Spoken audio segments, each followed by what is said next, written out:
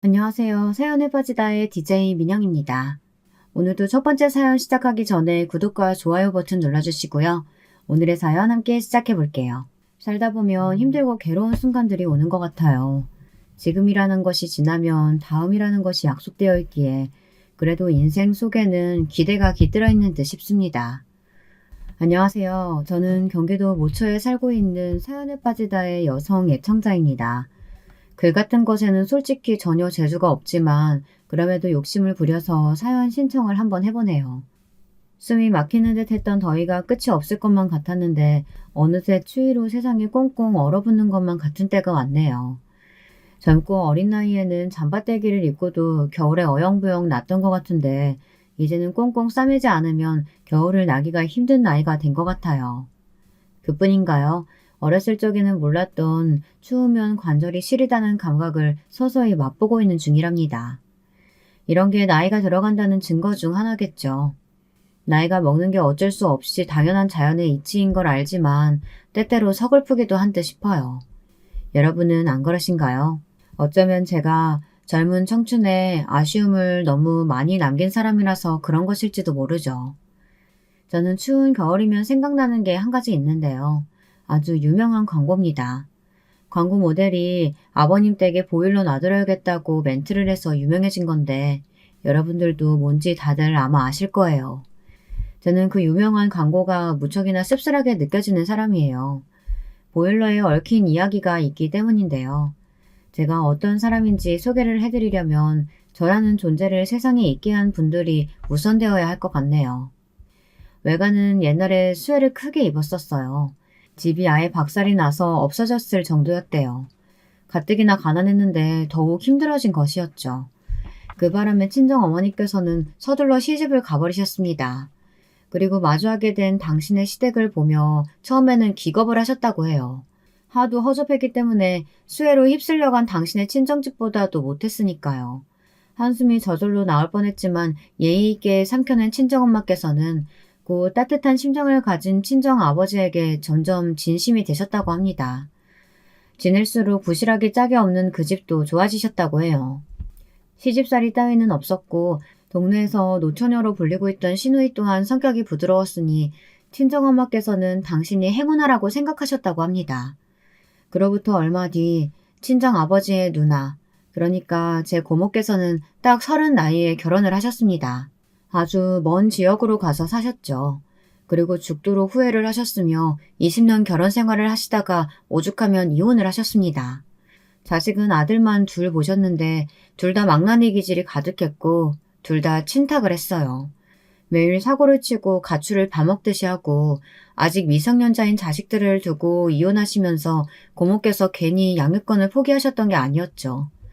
근데 그 자식들이 성인이 되어서는 매번 돈 달라고 손 벌리고 나왔으면 책임져라며 원망하고 난리를 치는 바람에 고모께서 정말 많이 몸고생, 마음고생을 가리지 않고 하셨답니다.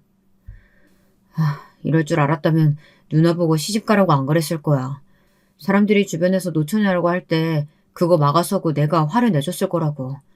결혼만 잘못하지 않았어도 무던히 잘 살았을 텐데. 그래서 친정아버지께서는 뒤늦게 후회를 하셨고 친정엄마께서는 우리 코가 석자라서 고모의 사정을 못 들여다보고 살았다며 무척 씁쓸해 하셨습니다.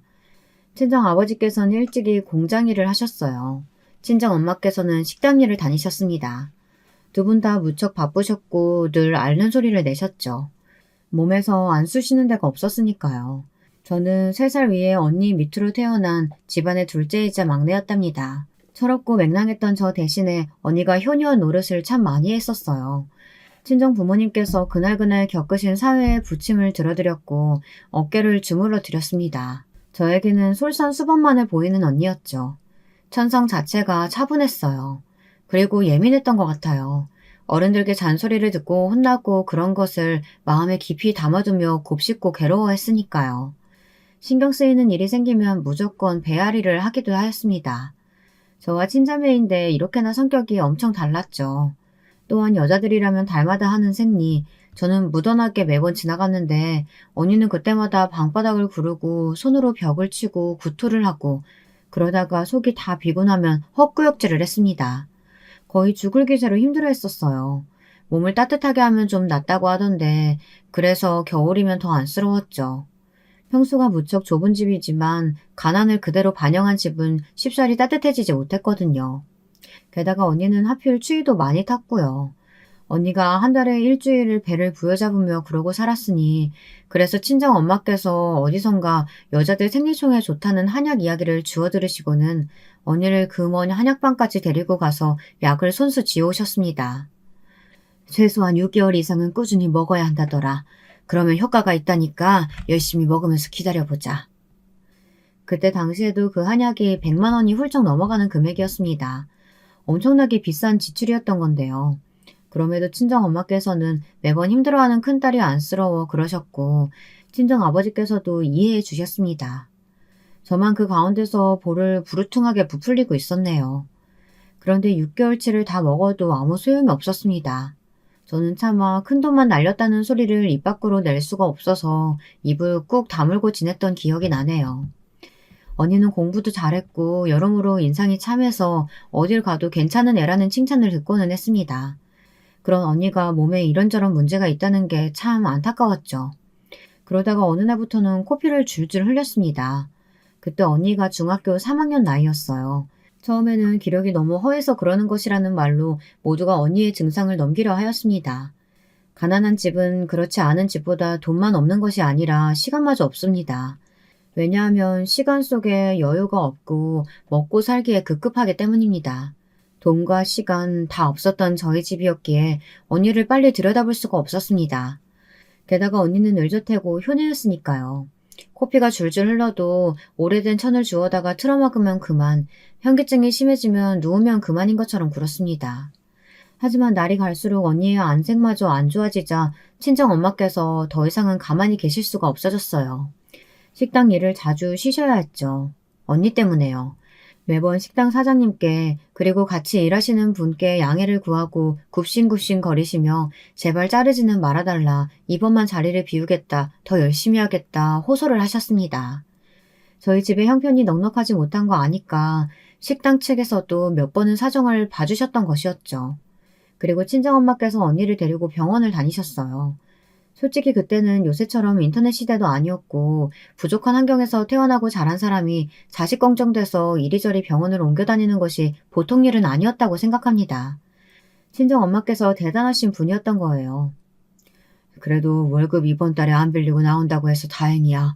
병원 다니는데 쓰면 되겠어. 생활비 생각하면 빠듯해서 한숨이 나오지만 어디 자식이 우선이지 돈이 우선인가. 어느 날 밤 친정아버지께서 친정엄마를 향해 그렇게 말씀하시는 걸 저는 몰래 들어버렸고 짜증이 났었어요. 그래서 언니에게 신경질을 부렸습니다. 언니는 우리 집에 하여간 도움이 안 돼. 언니가 없어져야 돼. 너 누가 그렇게 못된 소리 하는 거 가르쳐줬어? 어디서 배운 버르장머리야? 언니는 발끈해서 저를 혼냈는데 답지 않게 목소리 높이는 모습에 저는 이불을 뒤집어 쓰고 확 누워버렸어요. 아픈 와중에도 학교도 거의 가지 못하고 있으면서 교과서를 어루만지고 내용을 들여다보던 언니의 그 꼬라지도 마침 보기 싫었거든요. 이불을 뒤집어 쓰고 누운 지 얼마 지나지 않아 언니가 조용히 훌쩍이는 소리가 들려왔습니다. 당시에 철없던 저는 오늘따라 진짜 답지 않게 왜 저러나 하고는 말았었죠. 그리고 며칠 뒤 언니는 서울의 큰 병원에 입원을 하게 되었습니다. 서울이라고? 서울까지 가서 큰 병원에? 얼마나 안 좋은 병이길래? 돈은 얼마나 들까? 우리 집 이제 길에 나왔는 게 아닐까? 제 심장이 철렁 내려앉았죠. 언니가 어디가 어떻게 아파서 그런 건지 저는 아무 설명도 듣지 못했고 다만 큰 병원에서 치료받아야 한다는 정도만 알았습니다. 입원하러 가던 날 언니는 태연하게 굴었어요. 나는 괜찮아. 별거 아니야. 그냥 가서 치료받으면 돼. 오래 걸릴 수도 있지만 치료받으면 될 거야. 그리고 이거는 너 가져. 그러더니 언니가 손때 묻은 작은 상자를 내밀었어요. 안에 머리핀 여러 개가 들어있다는 걸 저는 이미 알고 있었습니다. 그게 탐이 나서 몰래 여러 번 훔쳐보곤 했었거든요. 지금까지 살면서 선물로 받거나 용돈을 고이고이 모아서 산 머리핀들을 언니는 그곳에 간직해 두었습니다. 이건 언니 보물상자잖아. 이거를 왜 나한테 줘? 미안해서 그래. 그동안 너가 내가 쓴 거를 항상 물려받기만 했잖아. 우리 집이 내 걸 새로 사주 형편이 안 되니까 그렇지. 언니 잘못은 아니야. 맞아. 우리 집 형편이 안 돼서 그래. 그러니까 너도 알아야 돼. 우리 부모님은 자식한테 안 해주는 게 아니라 못 해주시는 거야. 그 차이를 네가 앞으로 분명하게 알고 살았으면 좋겠어. 알았지? 대체 뭔 소린가 했었죠. 왜 저렇게 폼을 잡나 싶었습니다. 괜히 민망하게 그 보물상자를 받았어요. 언니는 알고 보니 뇌에 커다란 문제가 생긴 뒤였죠. 사람의 몸이란 건 무척이나 요상합니다. 한 군데에 문제가 생기면 그 문제가 다른 기관으로 번지니까요. 민들레 홀씨는 바람에 날리고 사람이 입으로 후 불어야 퍼지기라도 하지. 몸에 문제 따위 누가 번지라고 한 적 아무도 없는데 야속하게 실이 왜 그러는지 모르겠습니다. 언니는 몸에 이곳저곳이 다 망가져 있었죠. 앞서 몇 년 전에 친할아버지께서 지병을 돌아가신 바 있었습니다. 저는 당시 무척 어렸으나 큰 병원 다녔으면 치료받으실 수 있었을 거라고, 더 오래 살다 가셨을 거라고 이렇게 수군대는 이야기들을 똑똑히 들어뒀어요. 언니의 입원 이후 친정아버지께서는 친할아버지 돌아가셨을 때쯤이 생각난다며 참담하게 한숨을 내쉬셨습니다. 저는 그 얼굴을 기억합니다. 너무 미칠 것 같이 답답하고 괴로워서 차마 눈물조차 흘릴 수 없다는 그 얼굴 말입니다. 그 옆에서 친정엄마께서는 애써 초연하고자 노력하고 계신 모습이었죠.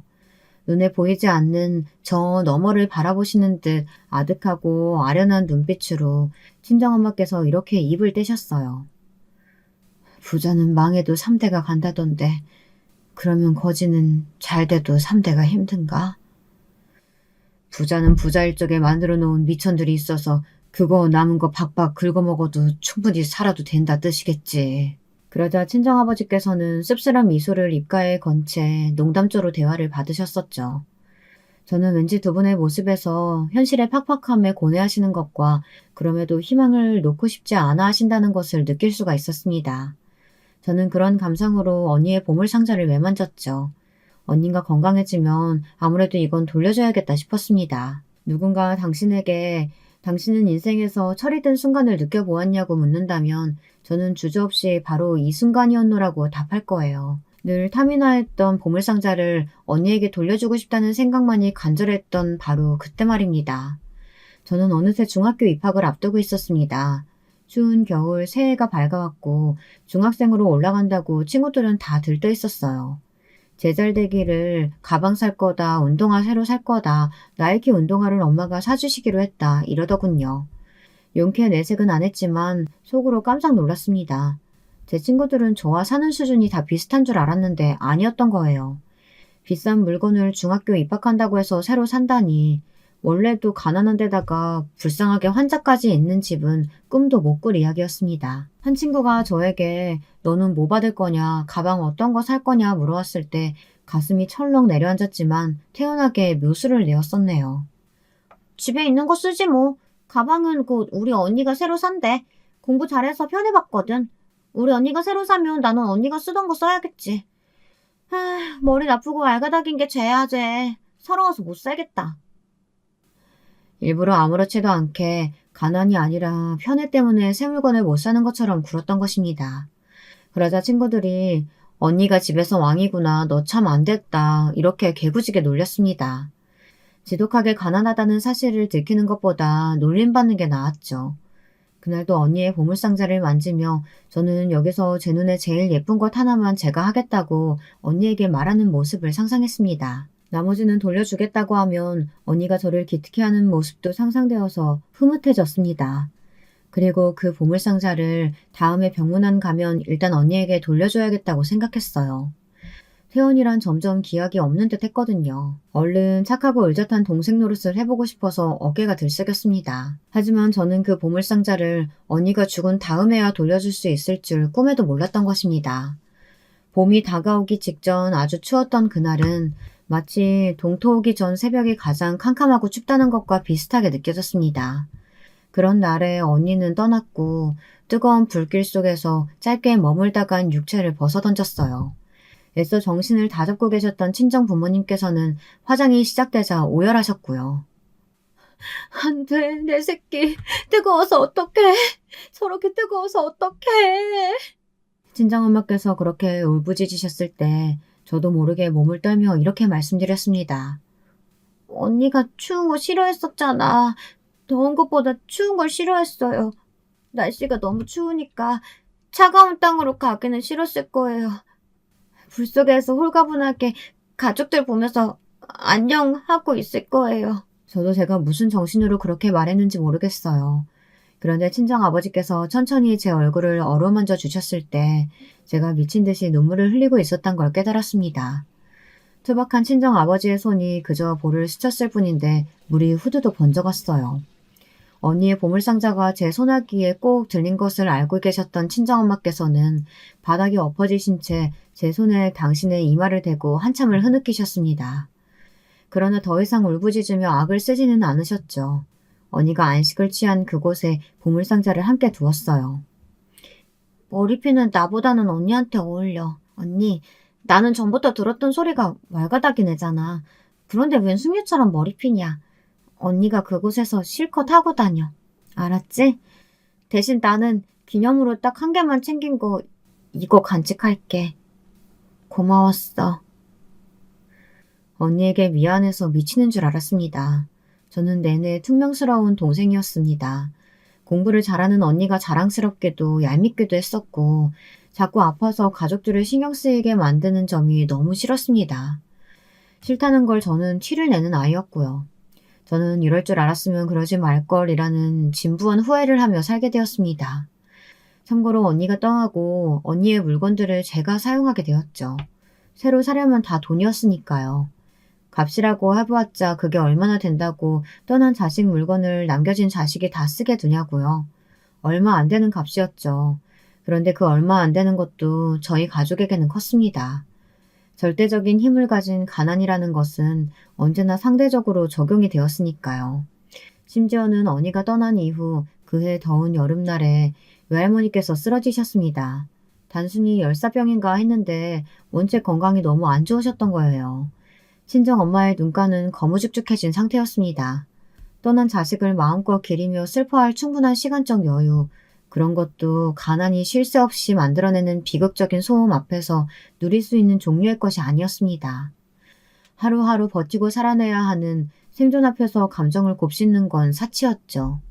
언니를 떠나보낸 친정 부모님께서는 그 심약함으로 외할머니를 외면하시기란 불가능이었습니다. 힘들어서 사지가 다 끊기더라도 외할머니의 병원비를 대시겠다고 했어요. 이미 빚도 있는 상태였는데 말이죠. 늦은 밤중에나 일을 마치고 돌아오신 친정아버지께 밥을 차려드리고 돌아서 앉으신 친정엄마의 얼굴이 무척이나 고단해 보였습니다. 그래서 저도 모르게 이렇게 중얼거리고 말았어요. 기가 막히는 것 같아요. 부자들은 아프지도 않은 것 같은데. 피식 웃으며 그러고 난 뒤 대답이 안 들려와서 친정엄마 쪽을 쳐다봤더니 두 손에 얼굴을 묶고 계셨습니다. 그제서야 제가 말실수를 했다는 것을 깨달았어요. 가난하면 여러모로 아파. 많이 아파. 얼굴을 가리신 채 친정엄마께서 그렇게 작은 소리를 내셨을 때 저는 아무 말도 못했죠. 유난히 숨을 죽이고 간신히 잠을 청한 밤이었습니다. 저는 고등학교에 진학은 안 할까 생각했었는데 친정 부모님께서 말도 안 되는 소리 하지 말라고 펄쩍 뛰시는 바람에 진학을 했었네요. 언제부터인가 두 분께서는 입버릇처럼 우리가 고생하고 사는 게 다 누구를 위해서인데 라고 구셨습니다. 하나 남은 자식, 저를 위해서 열심히 사시는 거라고 하셨어요. 저는 종종 숨이 턱턱 막혀오기 시작했습니다. 두 분의 얼굴에서 그늘을 지워드릴 만큼 공부를 잘하지 못한 저는, 특출한 재능 따위는 없었던 저는, 미래에 무엇을 할지 장래 계획 하나 세우지 못한 저, 무능하기 이를 데 없는 저 자신이 너무 무기력하게 느껴졌습니다. 차라리 언니가 아니라 제가 아팠다면 저희 집안의 미래는 더 밝았으리라 생각마저 들더군요. 겁이 나던 부분은 바로 이 생각을 친정 부모님께서 똑같이 하실 것 같다는 염려였습니다. 모든 게 감당하기 어려울 정도로 무거운 생각과 슬픔을 안고 있던 나날이 힘겹게 흘러갔어요. 제가 20대 중반 나이가 되자 그래도 자식이 얼마라도 돈을 꾸준히 버니까 사정이 전보다 확실히 나아진 게 체감이 되더군요. 큰 돈을 벌지는 못했으나 버는 돈으로 꾸준히 저축하고 좋아하는 음식도 사 먹고 지인들과 어울려 다니며 새로운 곳들도 가보고 그렇게 지내는 소소한 일상의 재미라는 것을 느끼게 되었습니다. 이런 게 바로 평범하게 산다는 건가? 지금을 위해서 계속 달려온 거라는 생각이 드네. 이제 앞으로 내가 효도하면서 그렇게 살아야겠다. 저는 충분히 그런 다짐을 할 만하였습니다. 왜냐하면 저는 인생에서 가장 강하게 불타오르는 불꽃이라고 여겨지는 20대 한창 나이였으니까요. 자신감도 꽤 붙어 있었고요. 친정 부모님께서 자꾸만 일을 못 그만두시고 너무 계속 열심히만 사시는 것 같아서 마음이 아팠는데 제가 다 갚아드릴 작정이었습니다. 그러나 인생이라는 거 정말 살면 살수록 더 모르겠더라고요.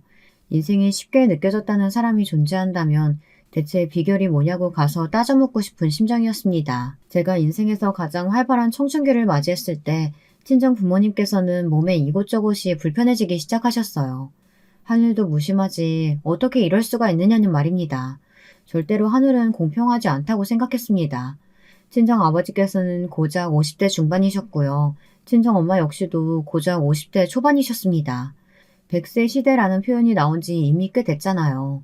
그래서 이때도 100세까지 사느니 마느니 이런 이야기가 흔히 농담조로 흘러나오고 했던 때입니다. 50대의 건강 이상을 겪으시는 것은 한탄이 저절로 나올 수밖에 없는 일이었어요. 친정 부모님께서는 좋게 60대는 되어 보이셨죠. 하도 고생을 많이 하신 탓이었습니다. 제가 사실 27 나이에 결혼을 할 뻔했었습니다. 교제하던 남자친구와 제법 진지한 사이였거든요. 그런데 그 시기 친정 아버지께서 어느 날 일을 나가시다가 현기증을 일으키셨는데요. 그때 얼른 쉬시면 될 일을 고집스레 억지로 편찮으신 몸을 이끌고 일터로 향하셨고 결국은 그날 퇴근하시던 길에서 쓰러지셨던 겁니다. 실려간 병원에서는 혈관 문제라서 빨리 수술을 해야 한다고 했어요. 선택지 따위는 없었죠. 전 재산 다 부어도 되니까 제발 살려달라고, 살려만 달라고. 저랑 친정엄마 둘이 병원에서 엉엉 울고 빌고 난리도 아니었습니다. 긴급수술을 받으신 친정아버지께서는 목숨을 건지셨고 시간이 좀 걸리기는 했어도 무사히 퇴원하실 수 있었습니다. 그리고 저는 결혼 얘기가 오갔던 그 남자친구와 헤어졌죠. 그냥 솔직히 말할게. 너를 사랑하기는 하지만 네가 가진 짐을 나눠줄 만큼 사랑하지는 않는 것 같다. 제가 그때 들었던 말이 안 잊혀집니다. 그 말을 회상하는 지금도 머리가 띵할 정도네요.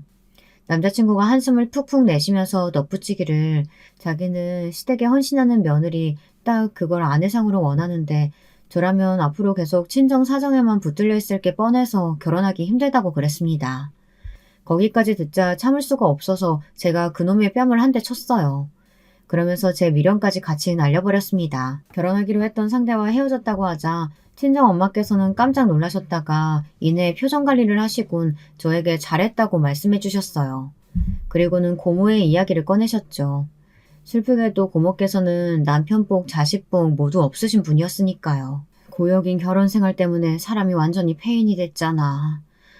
아휴, 처음에 딱 느낌이 아리송한 결혼은 아예 시작부터 안 하는 게 상책인 것 같더라. 굳이 결혼할 필요는 없어. 결혼에 매달리지 마. 그리고 우리 딸, 너 아직 젊고 어린 건 네 스스로가 더 잘 알지? 천천히 생각해. 여유롭게. 알았어요. 그렇게 할게요.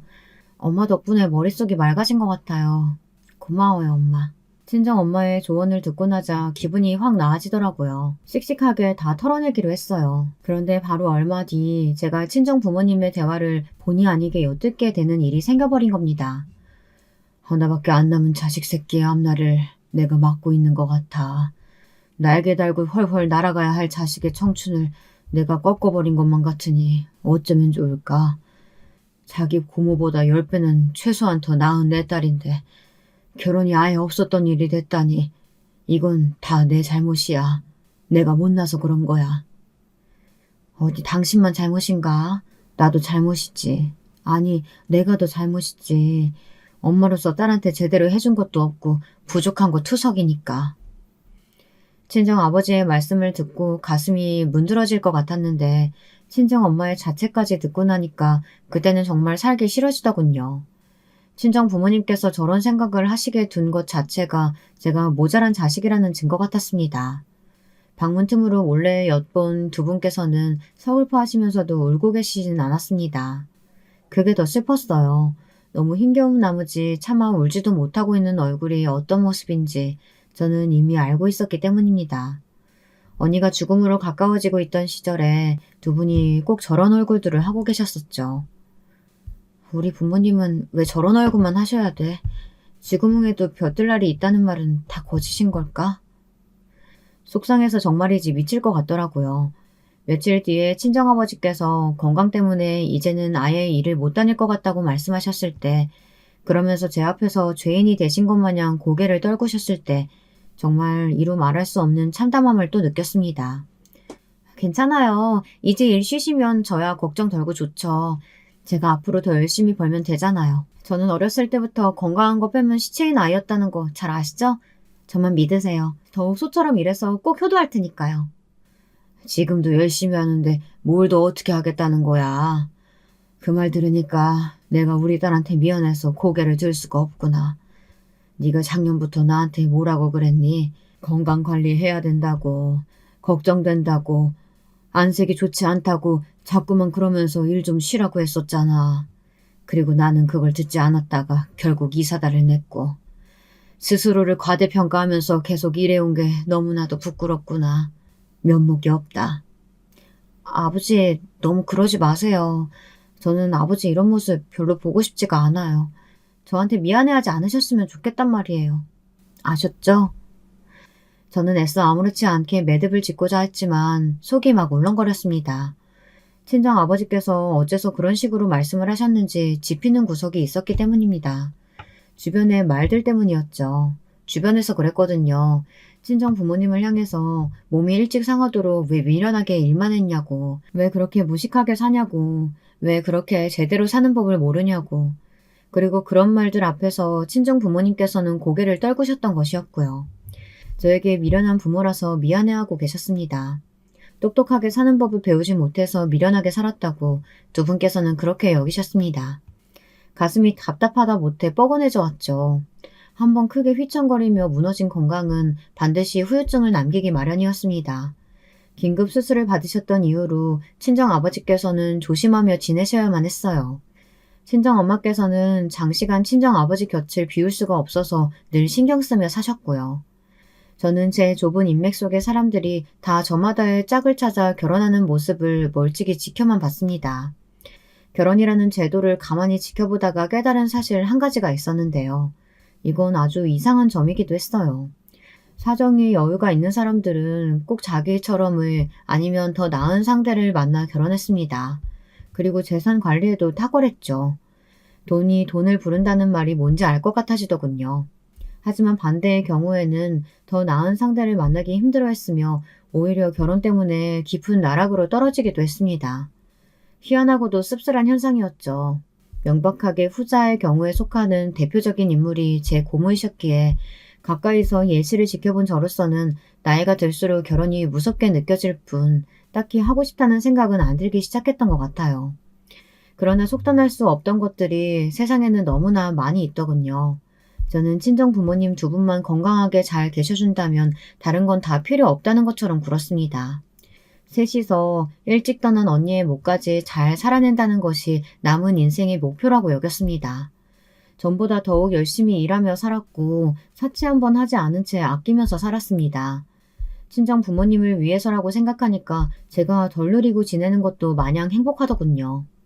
그렇기 때문에 두 분께서 한꺼번에 교통사고를 당하셨을 때 제가 더욱 무너져 내릴 수밖에 없었던 것 같아요. 하늘을 향해 오열하며 원망의 말을 쏟아냈습니다. 우리 언니 일찍 데려갔으면 됐지. 대체 우리 가족한테 왜 이러는 거야? 왜? 행복해지는 꼴을 못 보는 거야? 우리 부모님 잘못되면 이 세상에 존재하는 모든 신들을 내가 저주할 거니까 어디 한번 두고 봐. 당연히 일도 못 나간 채로 병원에 붙들려 하늘을 원망하며 친정 부모님께서 제발 무사하시길 바랬습니다. 처참한 상태로 병원으로 옮겨지셨던 두 분이었는데 천만다행으로 대수술 끝에 목숨을 건지셨습니다. 두 분 다 목숨에는 지장이 없었고 한동안 꾸준히 재활을 하며 지낸다면 후유증도 이겨낼 수 있을 거라는 소견을 듣게 되었어요. 가슴을 쓸어내린 저는 몇 번이고 다행이라는 말을 하며 눈물을 훔쳤습니다. 안도감의 눈물이었죠. 하지만 친정 부모님의 느낌은 달랐나 보더군요. 저의 눈물을 보시고 두 분 다 너무나도 가슴 아파하셨어요. 애초에 내가 능력만 좋았어도 여기까지 오지는 않았겠지. 나는 가장의 무게, 책임감 이런 걸 옳게 마주하며 못 살았나 보다. 너에게 미안하다. 너처럼 영특하고 어여쁘고 나무랄 데 없는 딸의 엄마가 하필 나라서 그게 너무나도 미안해. 우리 딸, 엄마가 정말로 미안해. 저는 제발 그런 소리 하지 말라고 당부드렸어요. 여태까지 힘들게 모아온 돈, 친정 부모님의 병원비로 다 날리게 됐지만 하나도 절망스럽지 않았습니다. 그것으로 친정 부모님께서 제 곁에 계속 계실 수만 있다면 상관없었어요. 왜냐하면 빈털터리 거지가 되는 것보다 친정 부모님 없이 세상에 혼자 남겨지는 것이 훨씬 더 두려웠기 때문입니다. 저는 이런 제 심정을 가감없이 털어놓았는데 두 분은 생각이 또 많아지셨어요. 당신들께서 떠나시면 세상에 제가 혼자 외로이 남겨진다는 사실을 걱정하기 시작하신 것이었죠. 교통사고 이후 반년이 지나가던 무렵 친정 부모님께서는 저를 향해 이왕이면 결혼을 해라 이렇게 직접적으로 말씀을 주셨습니다. 고민이 되었어요. 결혼에 대한 기대가 사라진 지 오래인 상태였고 저는 결혼 자금 한 푼이 없는 상황인데 이런 조건으로 괜찮은 상대를 만날 수 있을 리가 만무했으니까요. 하지만 한편으로는 친정 부모님께서 만약에 정말로 이 교통사고로 두 분 다 돌아가셨다면 저는 철저히 혼자였을 거라는 생각이, 그리고 친정 부모님 없이는 더욱 결혼하기 힘들 거라는 생각이 동시에 들기도 했습니다. 양친이 계시는 여자와 안 계시는 여자는 결혼 시장에서 확실히 차이가 나는 것 같았거든요.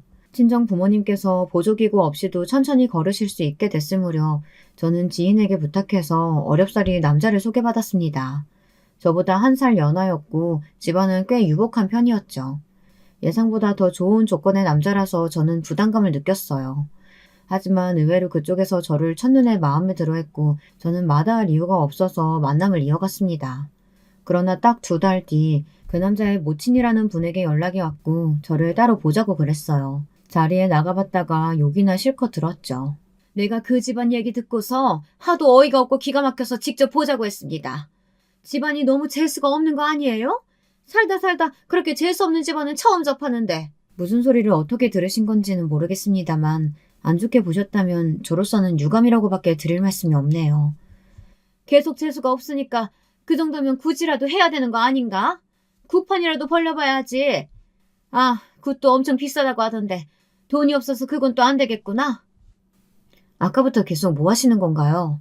저희 집안 욕하려고 저 보자고 하신 건가요? 뭐 하냐는 거냐니? 당연히 내 아들하고 당장 헤어지라는 거지. 염치가 없어도 어느 정도여야지. 그딴 재수없고 불길하고 땡전 한 푼도 없는 집안에서 부모 봉양하고 있는 주제에 어디 감히 내 아들을 넘봐? 본색을 드러내신 그분 앞에서 저는 그저 실소가 터졌습니다. 어쩜 이렇게 뻔할 만큼 안 좋은 일만 일어나나 싶어서요. 그런 생각으로 웃은 건데 그분은 제가 본인을 비웃는다고 여긴 것인지 테이블 위에 물컵을 들어서 저에게 냅다 끼얹으셨습니다. 어이가 없어서 저도 똑같이 해드려야 하나 고민되던 찰나 그 남자가 나타나서 자기 모친을 만류했습니다. 제가 모친을 따로 만난다고 미리 언제를 해줬는데 걱정돼서 와본 모양이었어요. 그런데 제 편을 들지는 않고 계속 엄마 진정해라는 말이나 하면서 자기 모친을 달래느라 바쁘더군요. 그 모습이 예감했습니다. 제가 이별 통보를 받을 거라는 사실을요. 그래서 선수치기로 했어요. 제가 먼저 남아있던 제 앞에 물컵을 들어서 그 남자에게 끼얹었죠. 그걸로 이별 통보를 했습니다. 당황해서 얼어붙은 모자를 뒤로 한 채 가게의 출입구로 향하던 저는 남자의 지인을 마주쳤어요. 그 남자와 동행하던 길에 여길 잠깐 들리는 것에도 걸음을 같이 한 지인이었습니다. 그 남자와 오래 알고 지낸 친한 형이었죠. 상황을 다 지켜보고 있었던 그 사람은 저에게 흥미로운 눈길을 던지더니 품에서 손수건을 꺼내 저에게 건네주었습니다. 물기 닦으라고 준 것이었죠. 얼떨결에 저는 그걸 받았어요. 그리고 며칠 뒤에 그 사람을 따로 만나보게 되었고 제가 머리에 달고 나갔던 언니의 머리핀을 보고 예쁘다고 해준 말에 홀려서 사귀게 되었으며 이듬해는 그 사람과 결혼을 했습니다. 결혼의 가장 큰 이유 2가지가 있었죠. 친정 부모님께서 제가 결혼하기를 원하고 계셨으며 저 역시 결혼에 대해 회의감이 드는 것과는 별개로 외로움을 타고 있었다는 것이 주된 이유였고요. 나머지 이유는 남편과 결혼하면 제가 땡전 한 푼 안 드릴 수 있었기 때문이었습니다. 남편은 쉽게 표현해서 자수성가한 사람이었어요. 시댁은 원래 약간 형편이 어려운 집안이었고요. 남편이 성인 나이가 되자마자 물불 안 가리고 이런저런 일을 다 해가며 악착같이 돈을 모았고 인맥을 쌓았고 돈 관리를 철저하게 해온 것이 성공의 비결이었습니다. 남편은 사치스러운 여자가 딱 질색이라고 그랬어요. 저는 사치와 멀어도 너무 먼 여자였고요. 집안 살림할 줄 모르는 여자는 사양이라고도 했었는데 저는 펜션을 부모님을 모시고 일을 다니며 집안일까지 다 해온 경험의 소유자였습니다. 그래서 남편이 저랑 결혼했던 거예요. 너무 잘난 여자는 필요 없고 자기랑 적당히 잘 살 여자면 된다는 말이 솔직히 좋게 들리지는 않았습니다. 첫 느낌이 왠지 싸한 결혼이면 하지 않는 게 나을 것 같다고 엄마가 그러셨는데 에이 그래도 설마 괜찮겠지. 자기가 허리띠를 졸라매서 모은 돈으로 대출 껴서 구입한 작은 아파트에 같이 살자 그랬고 저는 몸만 오면 된다고 그랬어요. 제 친정에 얼마나 재수가 없든 그건 자기가 알 바 아니라고 하며 자기는 본인 식구들도 어차피 잘 안 챙기고 산다며 떠들었습니다. 저는 이게 과연 무슨 소린가 했었는데 결혼하고 나니까 알겠더라고요. 남편은 자기의 성공을 오롯이 자기 것만으로 보았습니다.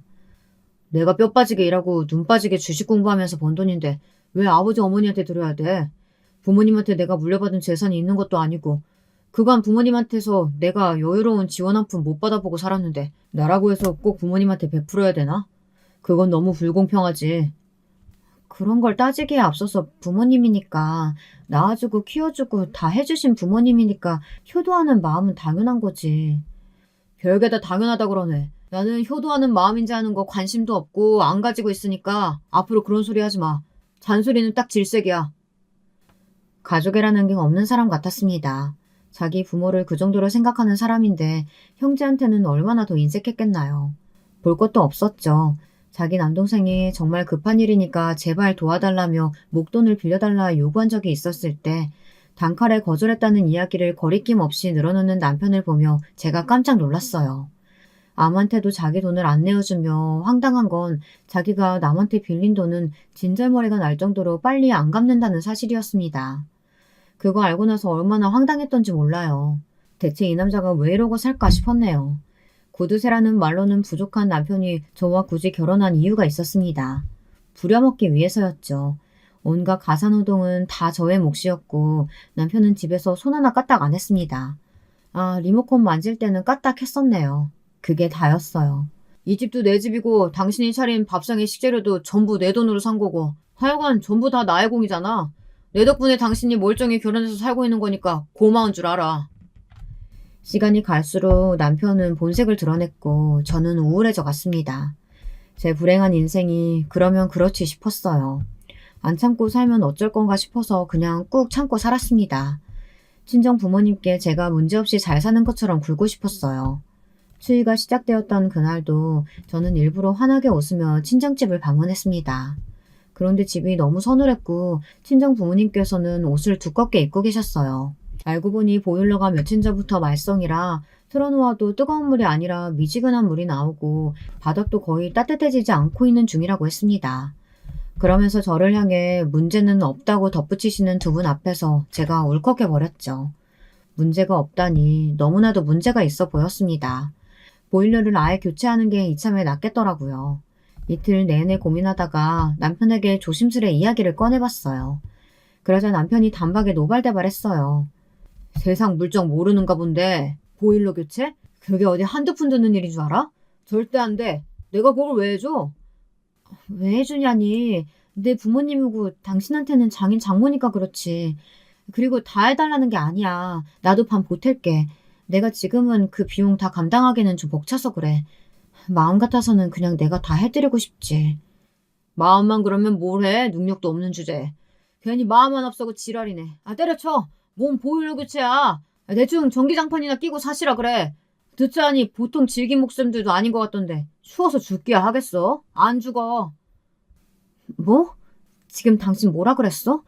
어떻게 말을 그런 식으로 해?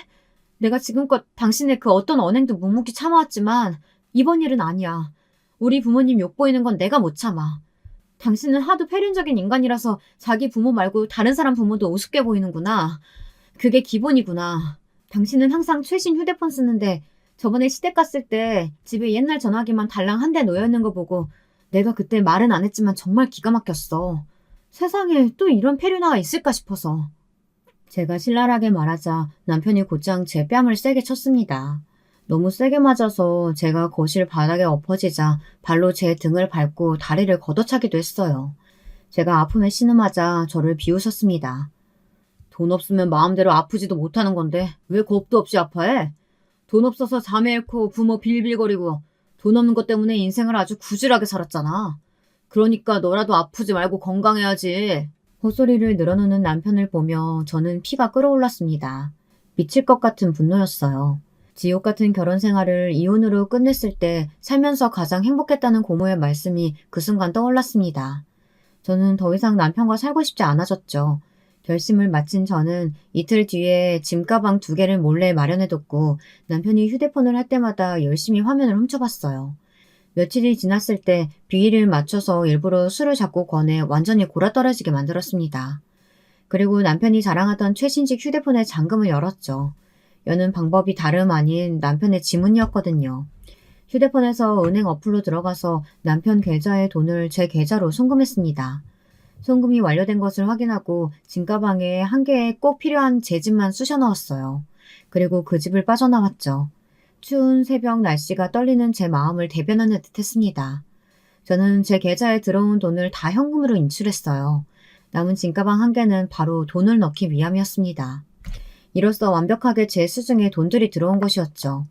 당장 친정집의 보일러부터 교체해드렸고요. 친정 부모님께 머릿속이 복잡해서 생각 정리차 여행을 좀 다닐 거라는 핑계를 댄 뒤 아무 연고도 없는 지역에 가서 지냈습니다. 잠적을 한 것이었죠. 이게 어떻게 된 일이야? 내 피 같은 돈이 왜 이체가 되어 있는 거야? 내 돈! 안 돼! 남편은 울부짖으며 저를 찾아다녔고 그 과정에서 제 친정 부모님들은 물론이고 시댁 식구들에게 제 행방을 물었는데 아무도 협조를 안 해줬습니다. 특히 시댁 식구들의 반응이 싸늘했다고만 해요. 땡전 한 푼 자기 가족에게 안 베풀고 살았던 사람이 돈 잃었다고 우왕좌왕하는 꼬라지가 다들 내심 고소했을지도 모릅니다. 이 이야기는 제가 시댁에 슬그머니 들러서 집 앞에 전기장판과 한우 세트를 놓고 사라지려다가 시댁의 친척분을 마주치는 바람에 별 수 없이 잠시 대화를 나누던 중에 들었던 겁니다. 다들 저를 응원하고 있다고 그랬어요. 제 친정이 항상 어렵고 힘들었다는 걸 모두가 알고 있다면서 이왕이면 제가 그 돈 가지고 친정 부모님과 잘 썼으면 좋겠다고 해주셨습니다. 눈물이 핑 돌더군요. 용기를 얻은 저는 마음 편히 지내기 시작했어요. 남편과 저는 법적으로 부부였습니다. 생판 남이 아니라 배우자였기 때문에 남편이 저를 신고하고 처벌을 받게 하고 싶다고 해서 그게 생각처럼 될 일이 아니었던 것이죠. 저는 제 인생만큼 씁쓸한 인생이 또 있을까 싶은 생각이 들었지만 남편을 향해 배째라는 태도를 취하는 것을 거두지 않았습니다. 저는 유유자적하게 지냈고 남편만 환장하는 것이었죠. 그러더니 그 심란함을 달래고 싶어서 그랬나 봐요. 웬 술집인지 노래방인지 그런 곳에서 일하는 여자랑 놀아놨습니다. 그런데 하필이면 그 여자와 뜨거운 시간을 보내려던 와중에 그 여자의 남자친구가 나타났던 거예요. 그 남자친구가 열받아서 남편에게 주먹을 날렸고 성격 있는 남편이 거기서 참을 수 있을 리가 없었습니다. 주먹에 이어서 발길질까지 날렸던 것이죠. 그런데 여기서 또 하필이면 그 남자친구가 맞아서 넘어질 때 테이블 모서리에 머리를 잘못 박은 겁니다. 피가 철철 나자 그 여자가 고민할 새도 없이 신고를 해버렸고 남편은 단 한 번의 그 일 때문에 사람을 때려서 중태로 몰아넣은 가해자가 되어버렸습니다. 내가 이렇게나 재수가 없다니. 설마 이게 다 재수 옴붙은 여자랑 결혼해서 그런 건가? 난 억울해. 억울하다고요. 난 잘못 없어. 기껏 시어머니께서 면회를 가셨을 때 그런 소리나 했다네요. 시어머니께서는 당신의 장남이 끝끝내 교화가 안 될 인간임을 이때 겸허하게 인정하셨고 그 이후로는 가슴속에서 지우셨다고 했습니다. 남편은 결국 징역을 최종 선고받았어요. 저는 모든 시댁 사람들의 응원하에 황당한 경로로 생긴 그 돈을 친정 부모님과 행복하게 쓰며 지낼 수 있었답니다. 그 이후로 희한하리만치 일이 술술 잘 풀린 건 덤이었어요. 친정 부모님께서는 언제 교통사고 같은 걸 당하셨냐는 듯 아주 건강해지셨고요. 이제야 모든 것이 제자리로 돌아가서 옳게 사라지고 있다는 느낌이랍니다.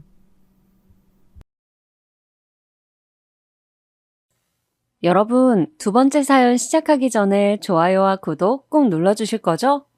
그럼 2번째 사연 바로 시작합니다. 안녕하세요. 저는 서울 사는 50대 후반 남자입니다. 아내가 이 채널을 매우 좋아해서 자주 듣는 편인데요. 저한테도 우리한테 최근 일어났던 일을 제보하라고 해서 하게 되었습니다. 처음에는 뭐 자랑이냐고 제보하냐고 했지만 아내와 얘기하다 보니 오히려 알리고 싶더라고요. 사실 통쾌해서 요즘 인생 사는 재미가 뭔지 알게 되었거든요. 거두절미하고 바로 시작해 볼게요. 저는 충청도 시골에서 학창 시절을 보냈습니다. 여러분들이 딱 들으셨을 때 아는 유명 지역은 아니고요. 들으셔도 거기가 어디야? 하는 작은 시골입니다. 거기서 저는 농부 아버지 밑에서 8남매의 첫째인 큰아들로 태어났습니다. 제가 첫째고 아들이니까 부모님이 굉장히 예뻐하셨어요. 그 시절은 다 그랬듯 장남에게 부모님은 많이 기대하셨어요. 저도 기대에 부응하기 위해서 많이 노력했어요. 학교 갔다 돌아오면 가방을 방에 던져놓고 바로 밭으로 가서 부모님을 도왔어요. 농사라는 게 정말 힘들잖아요. 그래도 제가 도와주지 않으면 부모님이 더 힘드시니까 종일 도왔습니다. 부모님을 도와주고 집에 돌아오면 동생들 공부를 봐주었습니다. 동생들이 자고 나면 그제야 제 공부를 했어요. 힘들지 않았다고 하면 거짓말입니다. 정말 힘들었지만 그 시절엔 다 그랬어요.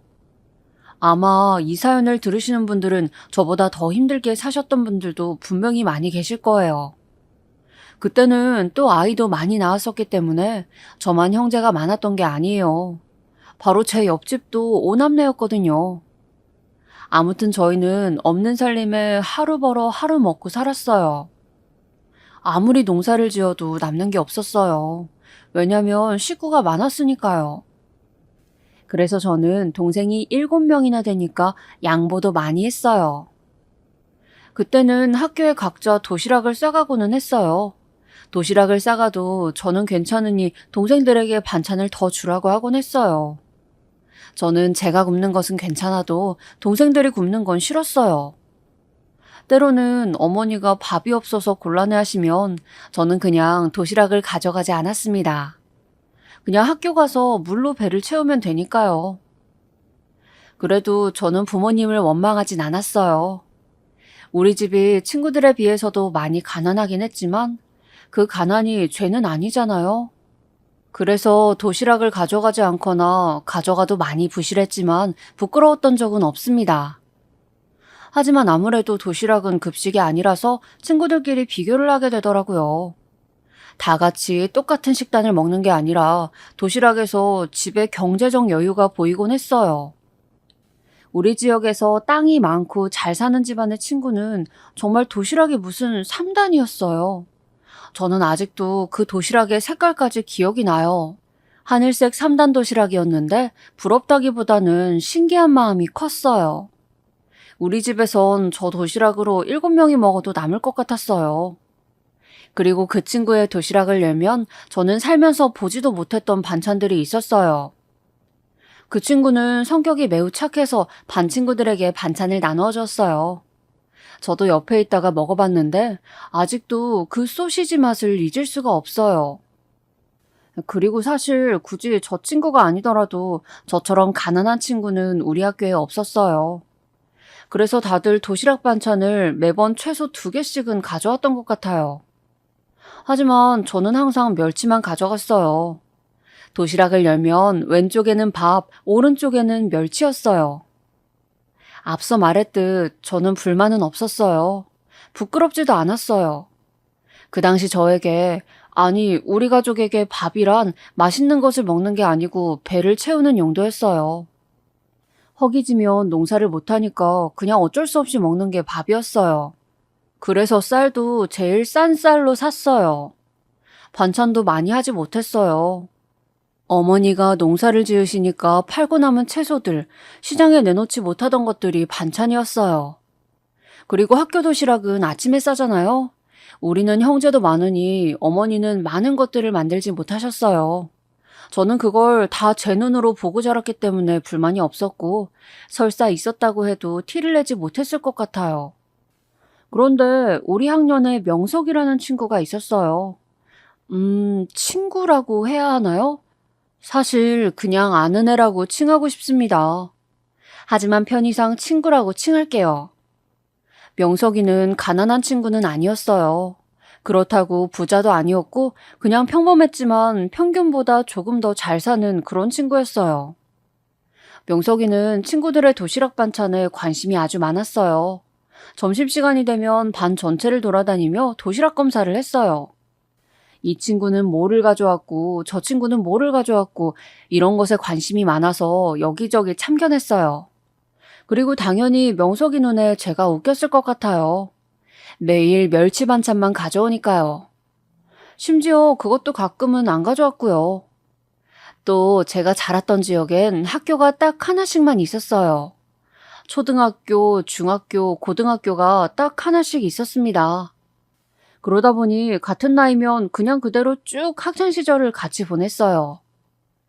그 사건이 일어났던 날은 중학교 때로 기억해요. 명석이가 초등학교 내내 저를 놀렸었는데 중학교에서도 저를 계속 놀렸어요. 야, 너 또 멸치만 가져왔네? 너희집 왜 이렇게 가난해? 가난한 게 이유가 있냐? 그만해. 야, 동생들도 멸치만 먹어?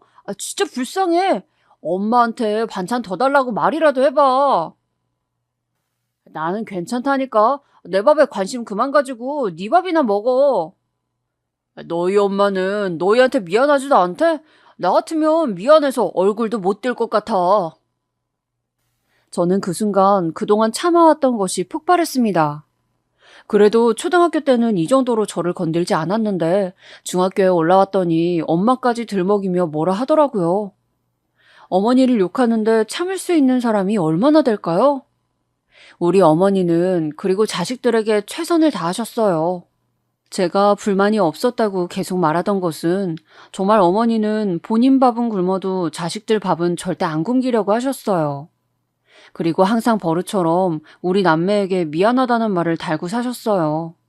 가난이 죄도 아니고 그냥 배만 채우면 그만인데 어머니를 욕하다니 저기서 저는 정말 참을 수가 없었어요.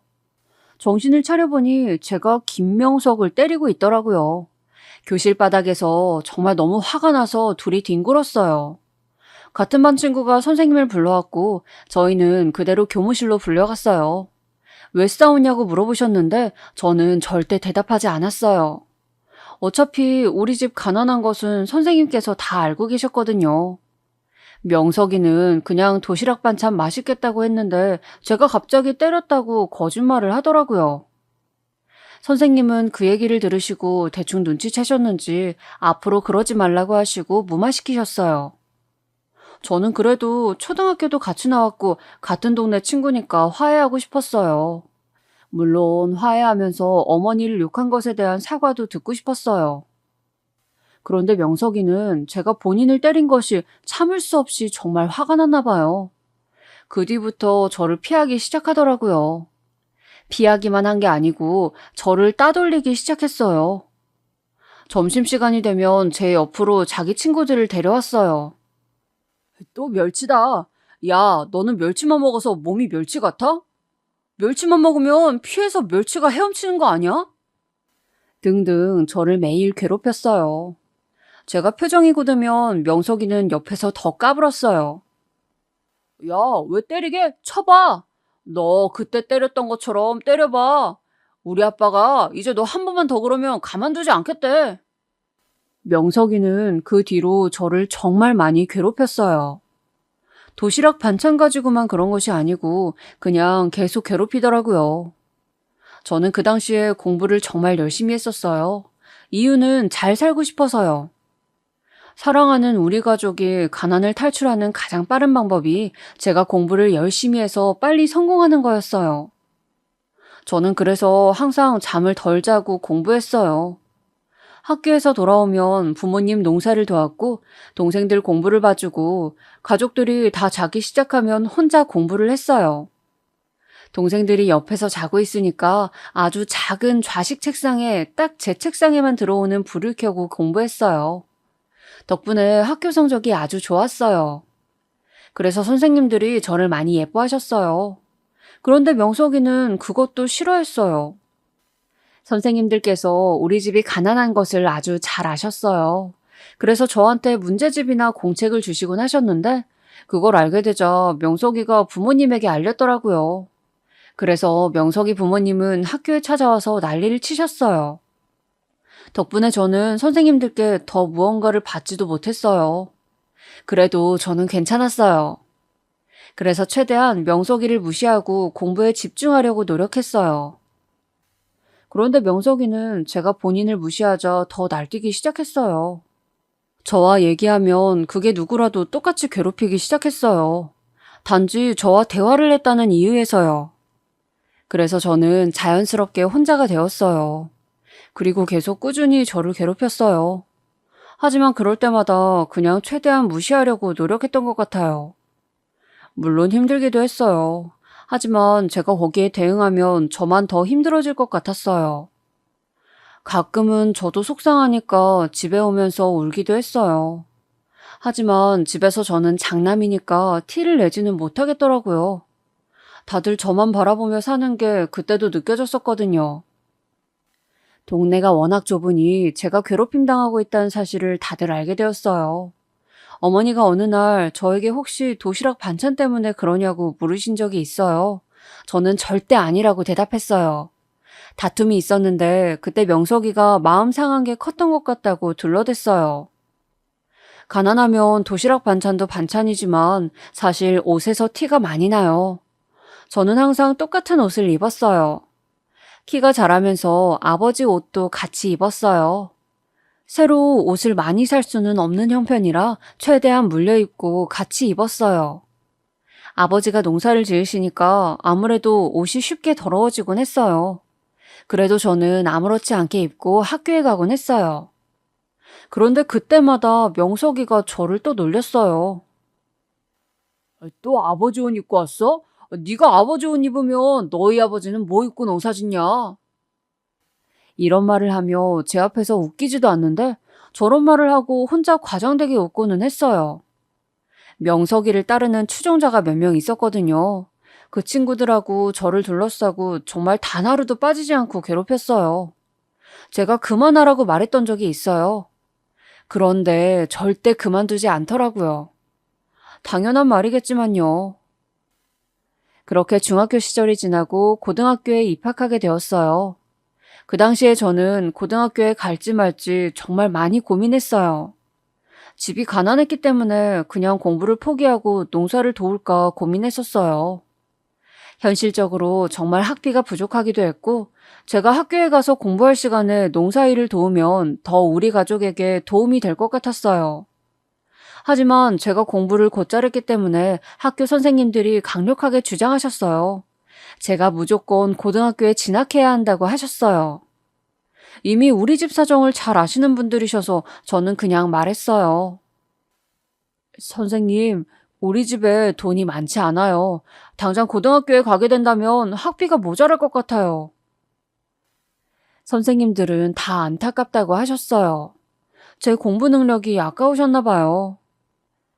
그런데 제가 중학교 3학년 때 담임 선생님이 저를 따로 부르시더라고요. 저한테 봉투를 넘기시더라고요.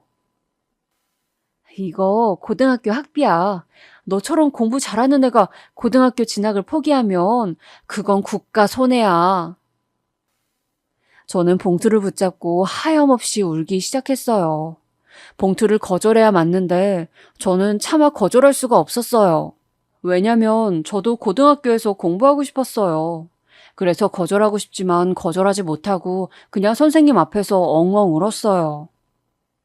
선생님께서는 제 머리를 쓰다듬으시며 말씀하셨어요. 나중에 갚아. 너는 분명 성공할 거야. 그때 선생님 잊지 마.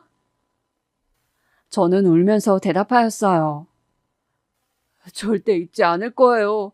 정말 감사합니다. 그렇게 저는 부모님께 이 사실을 알렸고 고등학교에 진학하게 되었어요. 부모님은 그 소식을 들으시곤 선생님께 농사 지으신 것 중에 가장 최상의 상품을 보내셨어요. 선생님께서는 한사코 거절하셨어요. 이거 시장에 파시고 제 동생들 공부를 시키라고 하셨어요. 정말 제 인생의 은인이세요. 그리고 고등학교에 진학하게 되었는데 역시나 명석이도 왔더라고요. 사실 명석이가 고등학교에 진학할 것은 저도 알고 있었어요. 저는 사실 이제 고등학교에 왔으니까 저를 더 안 괴롭힐 줄 알았어요. 그런데 웬걸 고등학교 때도 명석이는 저를 괴롭혔어요. 이제 명석이도 키가 저보다 커졌거든요. 그래서 제가 지나갈 때 저를 어깨로 밀고 갔어요. 야, 너 가난한데 고등학교를 어떻게 와? 너희 집에서 그 돈이 어디 있어? 빚냈냐? 저는 그 말을 들을 때마다 최대한 무시하려고 노력했어요. 그리고 저렇게 괴롭힘이 심했던 날엔 집에 가서 더 열심히 공부했어요. 그리고 그 무렵 우리 동네에 이사 온 친구가 있었어요. 박동섭이라는 친구예요. 그 친구가 전화 갔을 때 저는 최대한 안 친해지려고 했어요. 만약 저랑 얘기하면 동섭이도 명석이가 괴롭힐 테니까요. 그런데 하필 동섭이랑 저랑 집이 방향이 같았어요. 제가 최대한 피하고 대놓고 나랑 친하게 지내면 괴롭힘 당한다고 말했어도 동섭이는 제 옆에 있었어요. 오히려 명석이가 괴롭히면 본인이 나서주었어요. 그렇게 고등학교 시절을 버텼어요. 그리고 사실 저는 대학도 문제였어요. 만약 대학을 가도 학비를 낼 수가 없으니까요. 차라리 장학금을 받고 낮은 학교에 갈까 고민도 했었어요. 최악의 경우엔 대학교에 못 갈 수도 있었어요. 부모님은 정말 열심히 일하셨는데 집에 식구가 많아서 그런가 돈이 모이질 않더라고요. 동생들도 다 학교에 다니니까 학비도 만만치 않았어요. 그래서 저도 차마 대학교는 가고 싶다고 말이 나오지 않았어요. 밥도 부족해서 저랑 어머니는 굶는 게 다수였거든요. 인간의 가장 기본적인 밥조차 먹고 살지 못하는데 대학이라니 말도 안 되는 상황이었어요. 그래서 저는 대학에 진학하지 못했어요. 선생님들께서는 제 상황에 대해 정말 안타까워하셨지만 저는 어쩔 수 없었어요. 워낙 제가 자란 지역이 작다고 했잖아요. 저에 대한 소문이 중학교에도 들렸었나 봐요. 저에게 고등학교 학비를 주셨던 선생님이 찾아오셨어요. 당신이 힘을 써서 1학기 학비를 내줄 테니 대학에 가라고 하셨어요. 하지만 저는 고등학교도 아니고 대학까지 선생님에게 도움을 받을 수는 없었어요. 그리고 사실 대학은 장학금을 받으면 갈 수도 있었어요. 하지만 그 당시 저는 그럴 수가 없었어요. 왜냐면 당장 일할 사람 한 명이 더 소중했어요. 멀리 보고 몇 년 견디면 되지 않냐고 하실 수도 있어요. 하지만 그때 당시 저는 그럴 수가 없었어요. 제가 학비가 생겨서 혹은 장학금으로 학비를 마련해도 거기서 생활하려면 도저히 감당되지 않았어요. 물론 과외를 하거나 아르바이트를 할 수도 있었겠지만 그럴 바엔 그냥 농사일에 전념하거나 빨리 취업하는 게 이득이었습니다. 그래도 제가 공부를 잘했던 게 어른들 눈에는 좋게 보였는지 지역에 있던 공장에서 제의가 왔어요. 공장에서 몇 년 일하면 관리자 자리를 주겠다는 거였어요. 저는 빨리 돈을 벌고 싶어서 알겠다고 승낙하고 그 공장으로 가서 일하게 되었어요. 공장 일은 처음 해보는 거였는데 정말 힘들더라고요. 학교 다니며 공부했던 것과는 정말 차원이 달랐어요. 온몸을 사용해야 하니까 퇴근하면 녹초가 되었어요. 공장은 식품 공장이었는데 그래서 작업복을 입어도 제 몸에는 음식 냄새가 항상 배어 있었어요. 아직도 그때 저한테 나는 냄새가 잊히지 않아요. 저는 정말 쉬는 날도 반납하고 열심히 일했어요. 동생들도 돌봐야 했기 때문에 저는 기숙사에 살지 않았어요. 그래서 항상 지친 몸으로 출퇴근을 했어요. 그러다 보니 워낙 좁은 지역이라 다들 소문으로 누구는 대학에 갔다, 누구는 취업했다 소식이 들리더라고요. 명석이는 집이 못 사는 편은 아니어서 그런가 대학에 갔다고 하더라고요. 제가 공장에서 일할 때 어쩌다 명석이를 길에서 마주쳤던 적이 있어요. 저는 공장에서 노동자들에게 주던 옷을 입고 있었어요. 명석이는 서울로 대학을 갔다고 들었는데 정말 한껏 꾸민 채로 집에 왔더라고요. 아마 방학 기간이라 왔던 것 같아요. 옆에는 여자친구도 있었어요. 이런 식으로 마주치고 싶진 않았는데 명석이가 저를 부르더라고요. 야, 너 대학 못 갔다며? 어쩔 수 없지. 원래 인생은 불공평한 거야. 학교 다닐 때는 오히려 무시 가능했는데 아예 성인이 되고 상황이 바뀌자 무시하는 게 더 힘들었어요. 그래도 꼭 참고 걸어가는데 뒤에서 그러더라고요. 야, 너한테 공장 음식 냄새나. 초인적인 힘으로 꾹 참았어요. 그렇게 묵묵히 집으로 걸어가는데 그날은 정말 눈물이 왈칵 터졌어요. 다 같은 학생일 때는 괜찮았는데 상황이 바뀌니까 훨씬 더 비참하더라고요. 그러면서 난 언제까지 이렇게 살아야 하는 건지 생각이 들었어요. 평생 이렇게 살아야 하나 생각하니 갑자기 숨이 막히는 기분이 들었어요. 이렇게 계속 살다간 우리 동생들도 저처럼 살아야 하잖아요? 저는 그거는 또 너무 싫더라고요. 제 동생들은 저 같은 경험을 하지 말기를 바랐어요. 그래서 일부러 더 몸을 혹사하며 공장에서 일했어요. 사실 시간이 남으면 잡생각이 많아지더라고요. 그러면 더 괴로워지고는 했어요. 그래서 일부러 몸이 힘든 게 낫기 때문에 더 열심히 출근했어요. 제가 출근을 열심히 하니까 공장에서는 저를 예뻐하셨어요. 어느 날 사장님이 저를 부르셨어요. 학비 때문에 대학에 못 갔다며. 내가 빌려줄 테니까 내년에는 학교 가. 저는 정말 그냥 장난으로 하시는 말인 줄 알았어요. 그런데 사장님은 진지하게 말씀하셨어요. 대학 가고 그 대신 나중에 우리 공장에서 일해줘. 머리가 보통 비상한 게 아닌 것 같아서 그래. 저는 정말 이 돈을 받아도 되나 생각했어요. 제가 더 열심히 일해서 갚을게요. 아니, 일단 대학 가면 공부해. 그리고 우리가 필요할 때 도와줘. 정말 저는 은사님도 그렇고 사장님도 그렇고 인생에서 인복이 참 많더라고요. 아직도 두 분에게는 감사한 마음만 가지고 있어요. 그렇게 저는 사장님의 도움으로 다음 년에 한 살 늦게 대학에 가게 되었어요. 사실 가기 전까지 정말 많이 고민했어요. 부모님께서는 그동안 제가 공장에서 힘들게 일했던 것을 아시니까 이제 제 인생을 살라고 하셨어요. 제가 돈을 받으면 그대로 집에 가져다 주었거든요. 아버지가 저에게 그러시더라고요. 네가 대학에 가지 못하면 내가 미안해서 눈을 못 감을 것 같다. 아들, 그동안 고생 너무 많았어. 저는 그렇게 대학에 가게 되었어요. 1년 동안 공장에서 벌었던 돈으로 생활했고, 방학 때도 집으로 내려와서 공장에서 일했어요. 사장님은 이렇게 방학마다 오지 않아도 좋다고 하셨지만, 저는 그냥 그게 제 마음이 편했어요. 군대 가기 전에는 그렇게 방학마다 공장에서 온몸을 바쳐서 일했고, 군대를 다녀와서는 사장님의 회계와 운영을 도와드렸어요. 대학에서 경제를 전공했거든요. 최대한 사장님에게 도움이 되는 방법을 찾아서 교수님에게도 물어보고 여기저기 정보를 많이 얻어서 도와드렸어요. 사장님은 대학 보낸 보람이 있다고 정말 감사해 하셨어요. 그렇게 대학을 졸업할 때쯤 사장님이 저에게 진지하게 말씀하셨어요.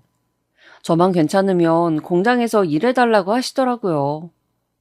사실 그때 대기업 면접도 많이 봤던 상태였어요. 합격도 해서 내심 가고 싶은 마음도 사람이니까 당연히 있었어요. 하지만 제 인생을 이렇게 만들어주신 것은 공장 사장님이시잖아요. 배신할 수가 없었어요. 그래서 바로 승낙하고 사장님 밑에서 일하게 되었어요. 사장님은 마치 저에게 아버지 같은 분이세요. 저한테 정말 고맙다고 자주 말씀하셨어요. 그리고 사장님에게 따님이 한 명 있었어요. 저보다 3살 어렸는데 처음 만났을 때는 고등학생이었어요. 제가 대학생 때 방학마다 내려가면 그 딸도 항상 공장에 있었어요. 제가 정식으로 공장에서 일하게 되자 따님이 저에게 진지하게 고백했어요. 처음 저를 봤을 때부터 좋아했었대요.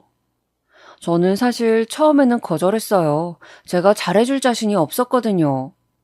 그렇지만 저에게 계속 만나자고 했었고 사장님도 적극적으로 나섰어요. 내가 자네라면 우리 딸을 맡길 수 있어. 자네 하는 것만 보면 우리 딸 고생 안 시킬 것 같아. 설마 자네 우리 딸이 마음에 안 드나? 아니요, 그건 절대 아니고. 그럼 만나보게. 이렇게 만나게 되었어요.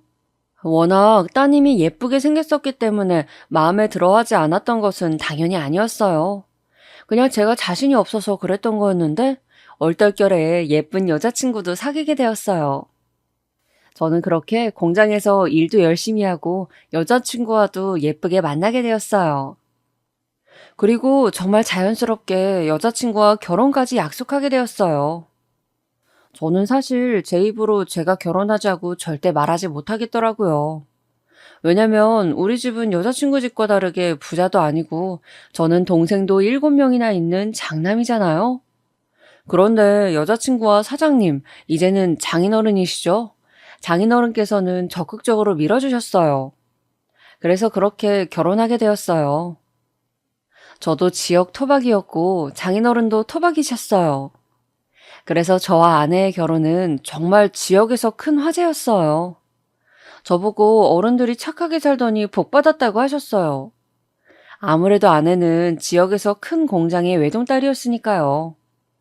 저도 그걸 아니까 아내에게 더 잘하려고 노력했어요. 그렇게 결혼하게 되니 장인어른은 저를 더 신뢰하시기 시작하셨어요. 아, 장모님은 안 계세요. 아내 초등학교 때 돌아가셨어요. 그래서 장인어른이 아내를 더욱 아끼셨어요. 그렇게 아끼는 딸과 저를 결혼시키시다니 저를 상당히 신뢰하셨던 것 같아요. 저도 그걸 아니까 더 장인어른과 아내에게 잘하려고 했고 공장에서도 열심히 일했어요. 제가 실제로 공장에서 노동자로 일했던 기억이 있으니까 더 애정이 컸던 것 같아요. 그렇게 저와 아내는 아이도 가지게 되었어요. 성별은 예쁜 공주님이었어요. 세상에 제 아이가 태어나니까 더 열심히 일하게 되었어요.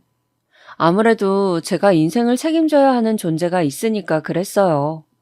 아무리 힘들어도 제가 지치면 우리 딸 인생도 망가진다고 생각하니 저절로 힘이 나게 되더라고요. 그리고 제가 어릴 때 가난했잖아요. 그래서 딸한테는 그런 경험을 절대 안겨주고 싶지 않았어요. 그래서 정말 열심히 일했어요. 그런데 우리에게 잊을 수 없는 일이 일어났습니다. 바로 우리 공장이 부도가 났어요. 저도 많이 신뢰했던 직원이 공장의 돈을 횡령한 사건이 일어났기 때문이에요. 장인어른께서는 너무 충격을 받으셔서 그대로 몸져 누우셨어요. 저도 정말 많이 믿었던 직원이었는데 저는 충격받을 시간도 없었어요. 당장 우리 공장이 망했으니까요.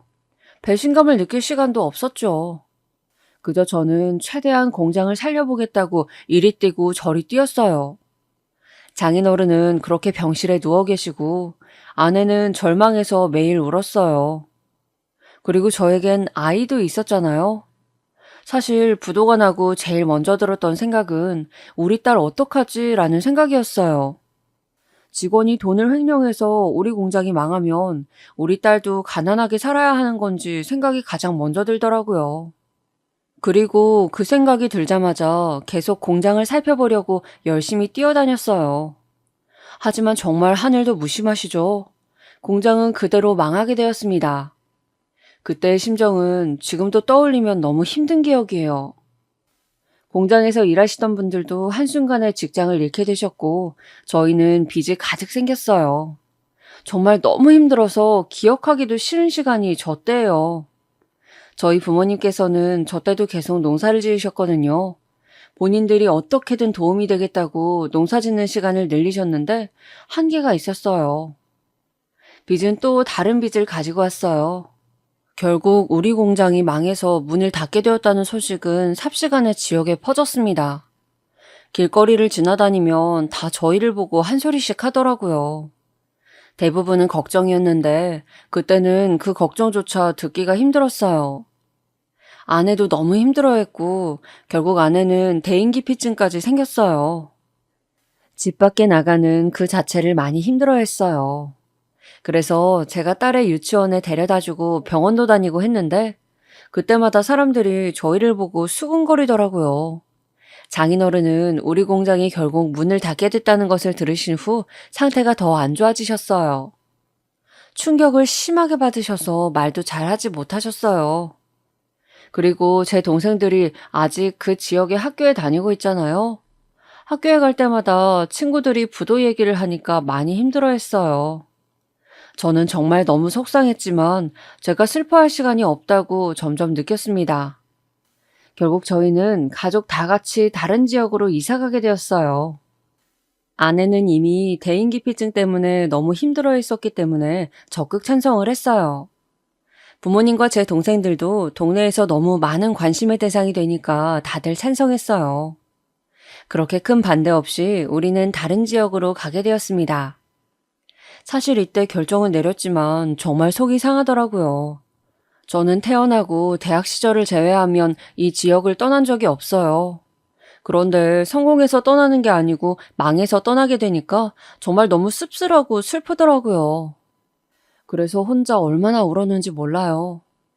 집에서 울면 다들 슬퍼할 테니까 혼자 우리가 농사 짓던 땅에 가서 울었어요. 그 땅은 제가 초등학교 때부터 고등학교 다닐 때까지 항상 학교 끝나면 와서 일을 돕던 그 땅이에요. 우리 농사 짓는 땅을 보는데 하염없이 눈물이 나오더라고요. 결국 다른 지역으로 이사 가면서 그 땅을 팔아서 정착금을 마련했거든요. 제 인생이 부정당하는 느낌이 들었어요. 땅이 뭐라고 그렇게 느끼냐고 하실 수도 있어요. 하지만 그 땅 덕분에 제가 학교도 다니고 부모님이 돈도 버시고 우리 가족의 생계 수단이었어요. 그리고 그날 생각했어요. 나는 무슨 일이 있어도 성공해야겠다고 혼자 얼마나 다짐했는지 모릅니다. 그렇게 우리는 아주 큰 트럭을 타고 밑에 지방으로 내려가게 되었어요. 아버지 친척이 계신 지방이었어요. 시골이 다 거기서 거기라고 생각하실 수도 있지만 확실히 다르긴 하더라고요. 거기서 저는 일단 닥치는 대로 일을 했어요. 전입신고부터 학교 다니는 동생들 학교도 보내고 우리 아내와 딸도 있으니까 정말 그냥 밤낮 없이 일했어요. 제가 조금이라도 쉬면 우리가 식구가 워낙 많으니까 밥을 못 먹는 상황이 생기더라고요. 그 당시 살도 정말 많이 빠졌어요. 하지만 저는 힘들었지만 힘들다고 말할 수가 없었습니다. 제가 책임져야 하는 상황이었으니까요.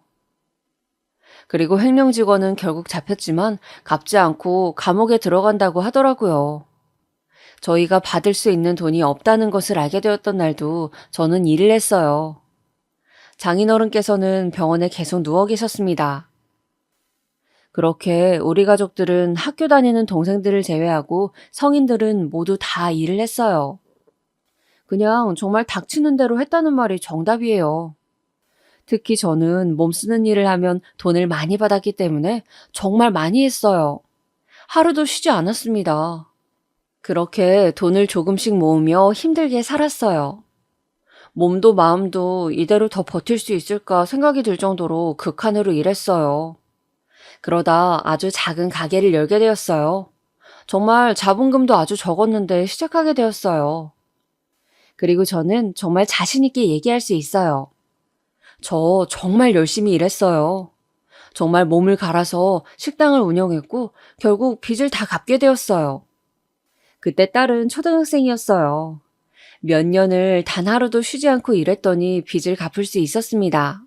아내와 부모님과 얼마나 울었는지 몰라요. 그리고 빚을 갚게 되니까 저는 더 긍정적으로 일할 수 있었어요.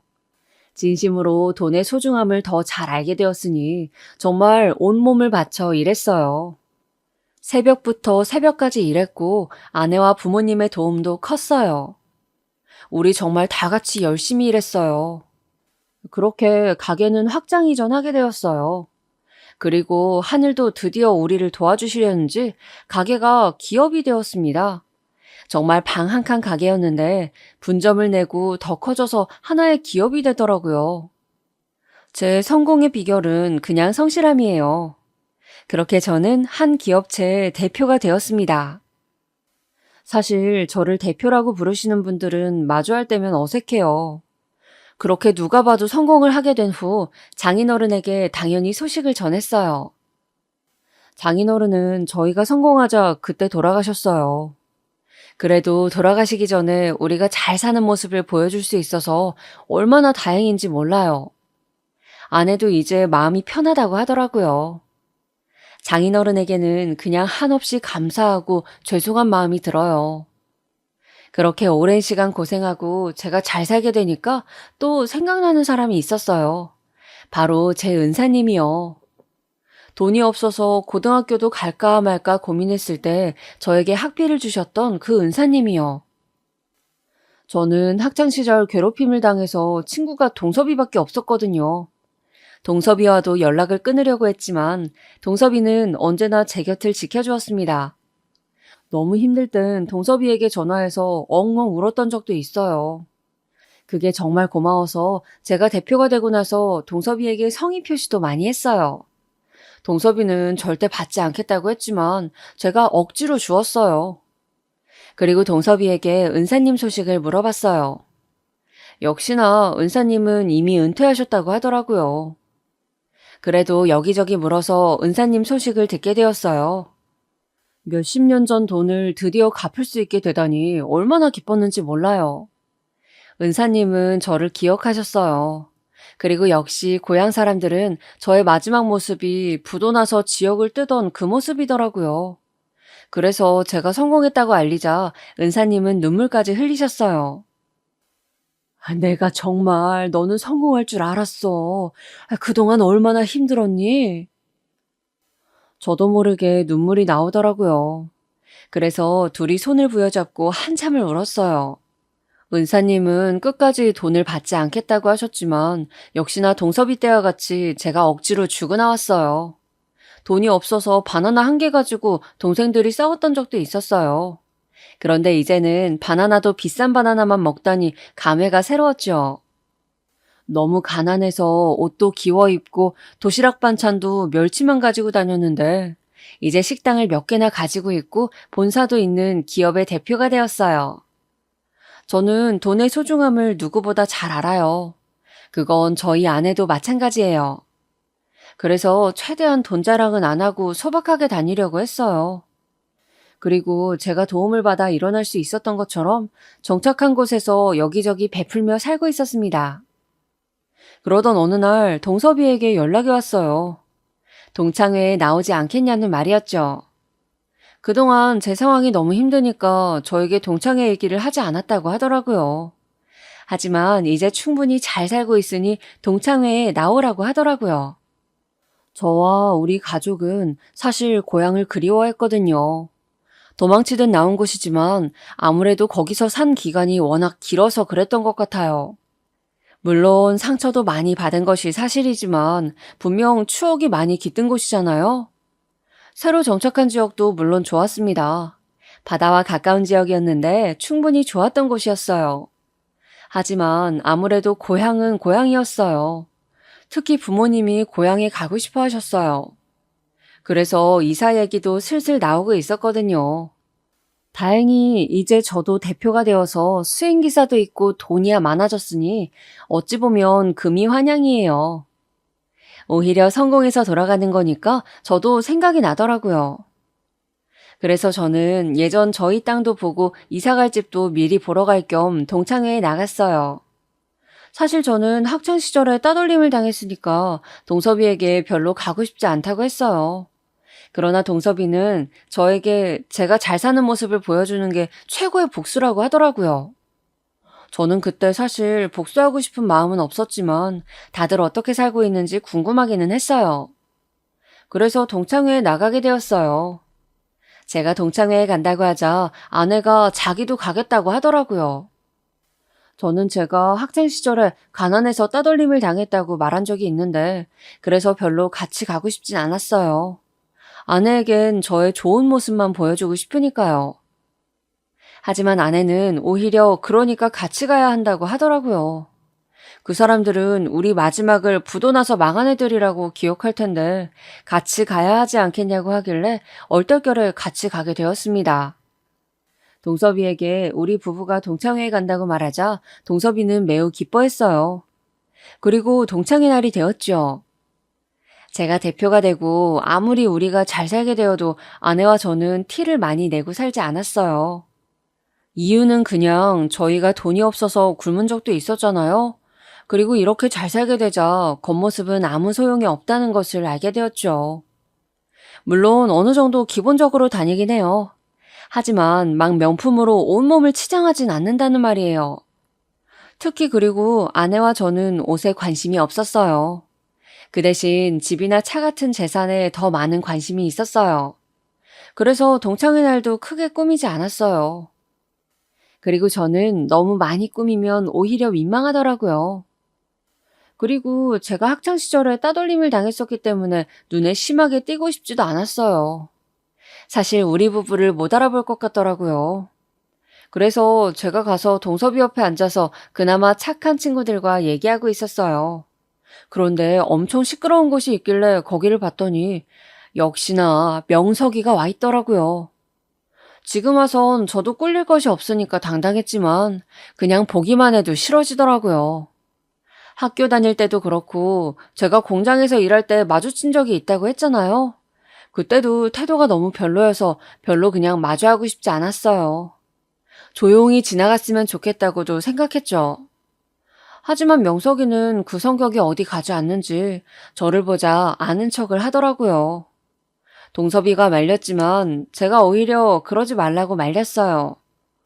야, 이게 누구야? 세상에. 아니, 어떻게 지냈어? 말해봐. 너희 요즘 아직도 힘들어? 그냥 그럭저럭 잘 지내. 아니, 잘 지낸다고? 너희 망했잖아. 아, 미안. 내가 너무 적나라하게 말했나? 저도 그때는 표정 관리가 되지 않더라고요.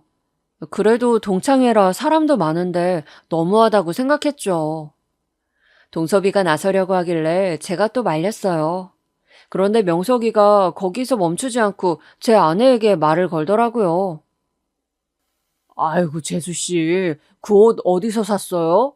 시장? 그러게 왜 능력 없는 놈한테 시집을 갔어요? 사서 고생하는 방법도 가지가지다. 저는 어릴 때부터 저한테 뭐라 하는 것을 참을 수 있었어요. 하지만 제 가족을 건들면 저는 절대 가만히 있지 못해요.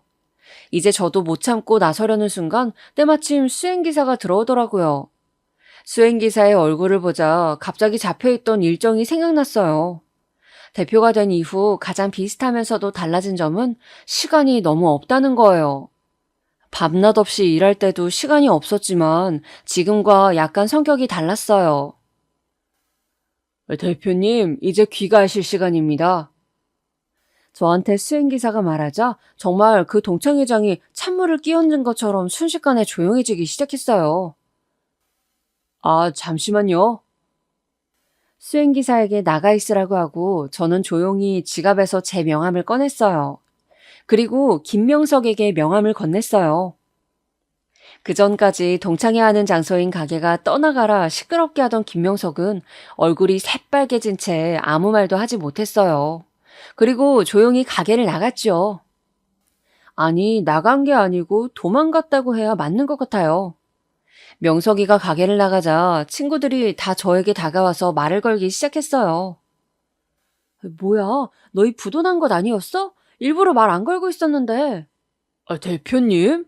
뭐야? 근데 원래 공부 잘했잖아. 아니, 정말 잘됐다. 자랑 더 해봐. 다들 앞다투어 저와 아내에게 다가왔어요. 부담스럽긴 했지만 기쁘지 않다면 거짓말입니다. 그냥 덤덤하게 말했어요. 부도 나서 아버지 친척 지역으로 갔어. 거기서 진짜 미친 듯이 몇 년간 고생하고 지금 사업이 잘 풀려서 기업 대표가 되었어. 제가 이렇게 말하자 다들 너무 잘됐다고 칭찬해 주었어요. 그러면서 어릴 때는 명석이 때문에 미안했다고 하더라고요. 그냥 저도 그건 너무 오래됐고 기억나지 않는다고 했어요. 내가 이제 고향에 다시 오고 싶더라. 그래도 고향밖에 없더라. 그래서 미리 동창회에 나왔어. 다시 온다고? 와, 너무 잘 됐다. 제가 다시 온다는 말이 들리자 고향에 계속 남아있던 주민들도 반겨주었어요. 제가 성공해서 돌아오자 그동안 얼마나 힘들었냐고 알아봐 주시는 분들도 계셨어요. 그래서 순조롭게 우리 가족은 다시 고향으로 돌아오게 되었어요. 부모님은 다시 고향에 돌아오니 정말 좋아하셨어요. 그리고 예전에 저희가 살던 집과 땅을 그대로 다시 매매했어요. 예전처럼 가난하게 살지 않고 똑같은 공간에서 풍족하게 살게 되니까 참 감회가 새롭더라고요. 어머니는 예전 생각이 나는지 계속 우셨어요. 명석이는 그렇게 동창회에서 나가고 정말 조용하게 살더라고요. 길을 걷다 마주쳐도 저는 그냥 인사를 하려고 했는데 빙 돌아서 가는 게 제가 느껴질 정도였어요. 그리고 동섭이에게 물어보니 너무 조용하게 산다고 하더라고요. 저야 잘 됐죠. 그리고 동생들도 고향에 돌아오니 정말 좋아했어요. 마지막 기억이 좋진 않았어도 그래도 고향이니 친구들도 그대로 있으니까요. 저도 길을 걷는데 예전에 제가 떠오르더라고요. 예전에 울면서 걸었던 길들을 아내와 손잡고 웃으며 걷는데 정말 감회가 새로웠어요. 저는 이제 굶지 않아도 되고 또 돈 걱정을 하지 않아도 되는데 그 생각조차 저에게 너무 새로웠어요. 예전 집은 새로 수리를 했어요. 저와 아내는 새로 집을 지어서 살고 있어요. 땅은 이제 농사를 짓진 않아요. 그래도 그냥 보기만 해도 울컥해지는 그런 감정이 들어요. 우리 가족 다 똑같은 마음이더라고요. 고향에 다시 온 것은 우리 가족은 절대 후회하지 않습니다. 장인어른도 고향으로 데리고 왔어요. 워낙 고향을 사랑하셨던 분이셔서 옮겨드렸죠. 만약 살아계셨으면 누구보다 좋아하셨을 걸 생각하니까 눈시울이 붉어지기도 했어요. 그리고 저는 제가 이렇게 대표가 되어서 잘 살 수 있는 것도 다 저를 도와주신 분들 덕분이라고 생각해요. 은사님이 없었으면 제가 고등학교에 가지 못했을 거고 장인어른이 안 계셨으면 제가 아내를 만나지 못하고 또 이렇게 살 수 없었을 거라고 저는 확신해요. 그래서 저는 고향으로 돌아오자마자 제일 먼저 한 일이 학교에 장학금을 주는 것이었어요.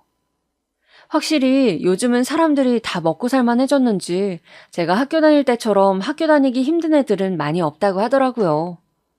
저는 그 소리를 듣자마자 저도 모르게 그것 정말 다행이라고 했어요.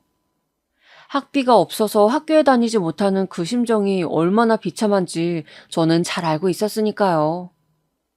그래서 우리 회사에서 다니는 직원들의 자식들은 무조건 학비가 무료예요. 회사 복지랍니다. 그리고 저는 직원들이 먹는 것도 마음껏 먹을 수 있게 하고 있어요. 요즘 세상이 많이 좋아졌다고는 해도 여전히 돈이 없어 굶는 아이들이 많은 것 혹시 알고 계시나요? 다행히 제 기업이 식품 관련이라 저는 사회복지 차원으로 결식아동들을 돕고 있어요. 정말 제가 직접 겪었던 일들이라 손쉽게 어떻게 도와줘야 좋을지 생각이 나오더라고요. 그리고 명석이는 어떻게 되었냐고요? 그냥 뭐 조용히 사는 것 같아요. 더 동창회에 나와서 잘난 척하거나 그러지 않아서 좋다고 동섭이가 말해주더라고요. 저는 사실 이제 명석이에 대한 악감정도 다 사라졌어요.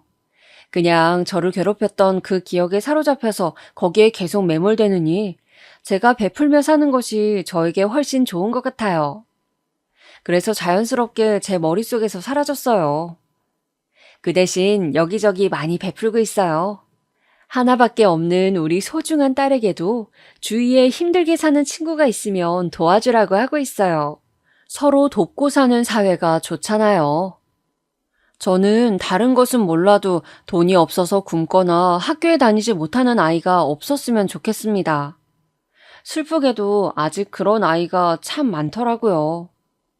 저는 제가 할 수 있는 최대한으로 아이들을 돕고 있어요. 이제 겨울이 다가오네요. 겨울에 배고프면 더 슬프거든요. 제가 직접 경험해봐서 잘 알아요. 저는 고향에서 가족들과 행복하게 베풀며 살도록 노력하겠습니다. 제 얘기 들어주셔서 정말 감사합니다. 아내가 신청해보래서 했는데 재미있게 들으셨으면 좋겠어요. 힘든 일이 있어도 다 어떻게든 살아날 방법이 있더라고요.